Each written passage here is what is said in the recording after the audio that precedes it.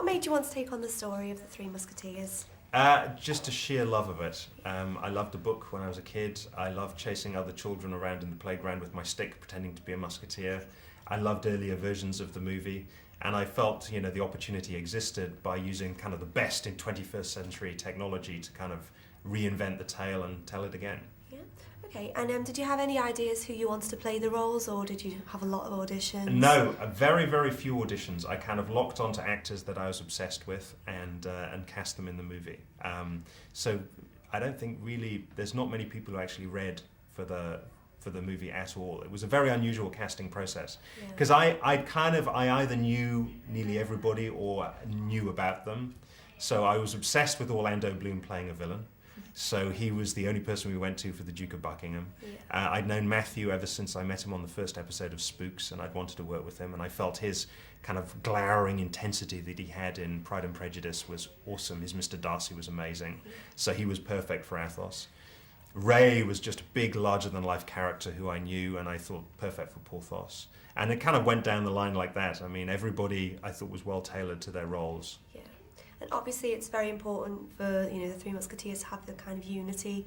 Did you think that they had that straight away when they first started out in the roles, or was that something that came as they started filming? Yeah, I mean, I think, Matthew, Ray and Luke are such great actors. They all had a mutual respect for one another, and certainly Logan, being a younger actor, had a great admiration for them. And I think that camaraderie only built as they started working together. The first thing they did when they arrived in Germany, where we shot the movie, was we put them on a 3-week intensive boot camp of sword fighting. So especially the Three Musketeers, they would be working side by side every day, getting their asses kicked by our German female stunt coordinator, who was teaching them fencing. And, I think that really bonded them together. And also the fact that we were making the movie in a foreign country as well. They weren't going back home every single night. They were all staying in the same hotel. Yeah. They had an opportunity to hang out. So they really did build a huge camaraderie between themselves. And I noticed, in between when we were shooting, the guys would never go back to their trailers. They would always just hang out on set with one another. And I think that's always a good indicator that people, they really like one another. Yeah. For example, in the big fight scene at the start of the movie where the Musketeers fight the Cardinal's guards, there's the piece with Athos, there's the piece with Porthos. Yeah. When Ray was shooting his bit, the other guys, they hung around and they watched Ray to cheer him on. So in a way, they weren't on screen, they were just embodying the Musketeers. They were there cheering on their friend. Okay, and we love the comedy element of this film. It's really funny. Was it quite important for you to have a bit of everything in, a bit of action, romance and comedy as well? Yeah, I mean, I think those are romance is just as important as action in the Three Musketeers, so that was very, very important to us. And the comedy was a huge aspect. Casting Planchet and getting James to do it was just a big deal for me. I was a huge fan of his. And I really wanted him in the movie. And especially because I grew up watching the 1970s version of the film with Roy Kinnear, and he was he was so wonderful in that role. Yeah. For me, that was always going to be a hard thing to kind of follow up. Yeah. And I think James did a splendid job. Yeah, it was so funny. And it was tough on the other actors because, he's so funny, and then they're trying to keep a straight face. Yeah, exactly. Okay, who do you think found the sword play the easiest out of the guys?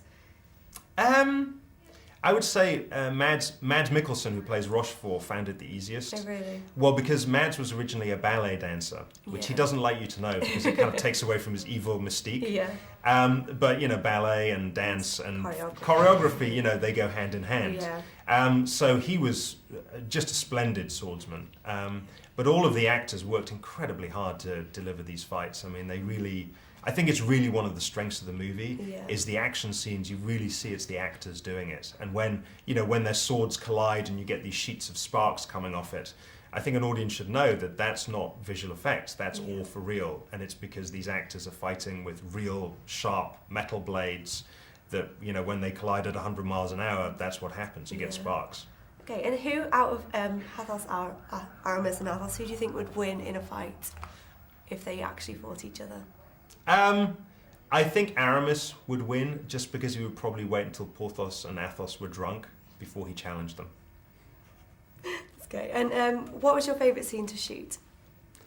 My favourite scene, my goodness, I think it probably has to be.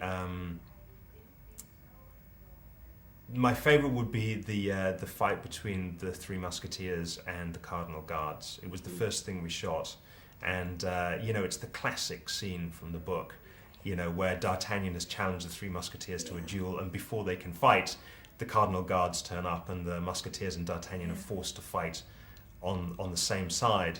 And it's an amazing scene in the book. We kind of pretty much filmed it as it was in the book, because it's great. It's the immediate moment when D'Artagnan and the Musketeers are kind of bonded together in action. Yeah. Okay, well, thanks a lot for talking to us. Thank you. Thanks.